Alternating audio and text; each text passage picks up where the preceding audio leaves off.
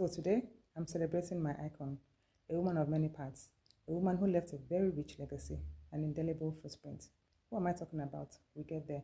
She was a writer, a researcher, a literary icon, an academic, a scholar, politician, activist, a woman of many parts. So where do we start? In the 90s, this woman had a curiosity about who we were, curiosity about the contributions of Black Africa to world civilization. Was Africa truly this dark, dormant continent the West has always painted it? Or was there something more the West didn't want to let on?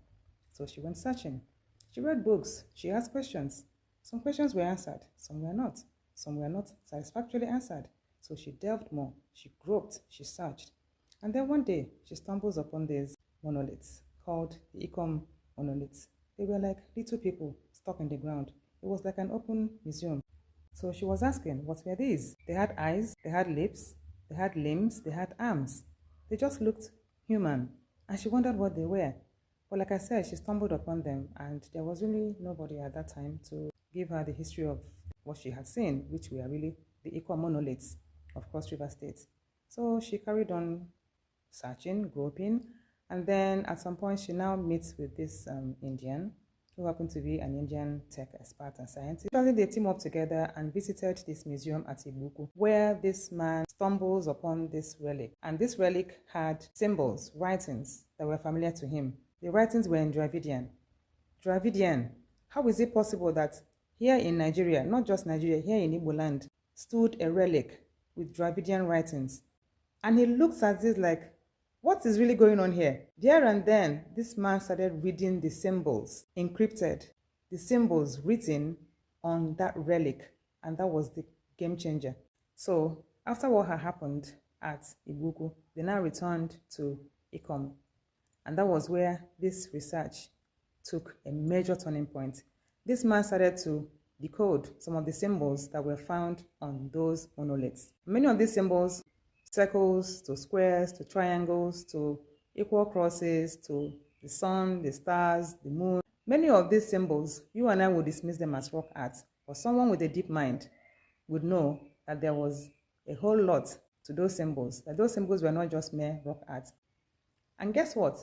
Many of those writings and symbols also bear a resemblance to the writings and the symbols on the Ibuku monoliths. What were these monoliths? They were beings who were here. They were celestial beings. They were little people, and many of them described who they were. And in totality, they were saying, we are the children of God. We are the children of the sun. We are the sons of the sun. We are the children of the light.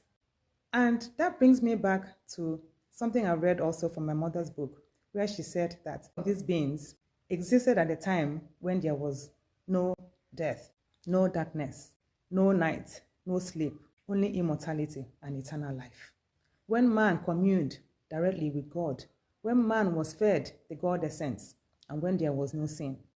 Now, those days were called the days of bliss, the days of twilight, and what Adiela Fibo will refer to as the age of innocence. Those days are long gone. Now, I started this by saying I was celebrating someone, celebrating a woman. That happens to be my mother. I'm celebrating her today. She was the woman who went asking questions. The woman who knew that there was a whole lot to Black Africa than the West would let on. The woman who knew that Africans should begin to tell their own stories. Because if you allow others tell your story, they will distort your story. They will water it down and take away the truth. So she went asking, she went reading, she went researching. So she countered the narrative and documented her groundbreaking findings across 4 books: The Gram Code of the African Adam, The Lived Before Adam, The Lost Testament of the Ancestors of Adam, and the last one, which was her last book, Eden in Suma on the Niger. Now, in that last book, she wrote extensively about this particular site, which historians have dismissed as having disappeared. But guess what? That site still exists today. It exists today in Igbo land. And one day I'm going to tell you about this site. You will be shocked what we have here.